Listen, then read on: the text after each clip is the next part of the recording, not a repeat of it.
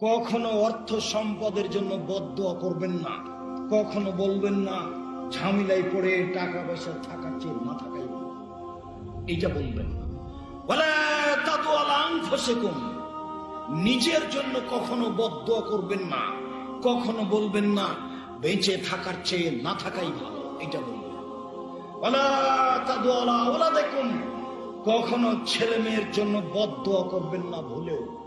ছেলে আপনাকে মেরেছে, কথা ঠিক, ভুল করেছে, আপনি তাড়াহুড়া করে উঁচু করে ঘরে ঢোকেন, ঘরে ঢোকে আল্লাহর দরবারে হাত তুলে বলেন, আল্লাহ আমি এই ছেলে চাইনি, আমার ছেলে আমাকে মারলো কেন, আমার ছেলে আমাকে গালি দিবে কেন, তুমি আমাকে ছেলে ফিরিয়ে দাও, আমার ছেলে আমার হাত পা ধরে ক্ষমা নিয়ে আমাকে মাথায় করে থাক, এইটাই তো আমি চাচ্ছি।